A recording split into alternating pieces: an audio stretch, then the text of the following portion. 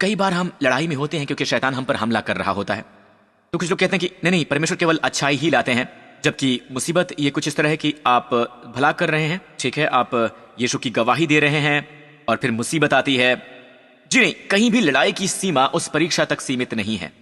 क्या आप जानते हैं कि बाइबल में लिखा है कि कुछ होता है आपके कुछ देर दुख उठाने के बाद।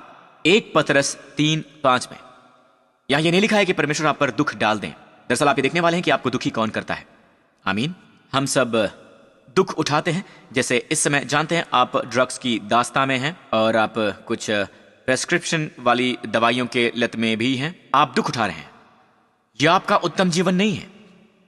परमेश्वर जो सारे अनुग्रह का दाता है, जिसने तुम्हें मसीह में अपनी अनंत सीमा के लिए बुलाया है। मुझे यह शीर्षक बहुत पसंद है, सारे अनुग्रह का दाता। सारे अनुग्रह का दाता परमेश्वर, सारे अनुग्रह का दाता जिसने तुम्हें मसीह में अपनी अनंत महिमा के लिए बुलाया है।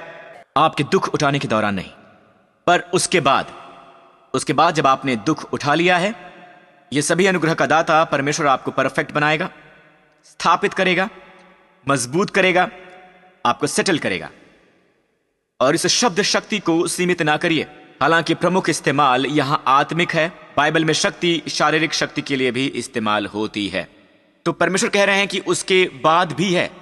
उसके बाद क्या? दुख उठाने के बाद। और जिन्होंने दुख नहीं उठाया है, यह प्रतिज्ञा उनके लिए नहीं है, पर सारे अनुग्रह के दाता परमेश्वर ने कहा है कि उसके बाद, आपके दुख उठाने के बाद, तैयार हो जाइए संपूर्णता के लिए, तैयार हो जाइए और अधिक शक्ति के लिए, तैयार हो जाइए और अधिक कायम हो जाने के लिए, स्थायित्व के लिए। लोग आपसे कहेंगे कुछ ऐसा है जो आप में अलग हो गया है। पिछले साल मैं आपसे मिला था, लेकिन इस साल आप कुछ अलग दिख रहे हैं, आप में कुछ स्थिरता है, आप एक लीडर हैं और मुझे महसूस होता है जैसे मैं एक रॉक की तरह मजबूत हूं। आप जानते हैं मैं क्या कह रहा हूं?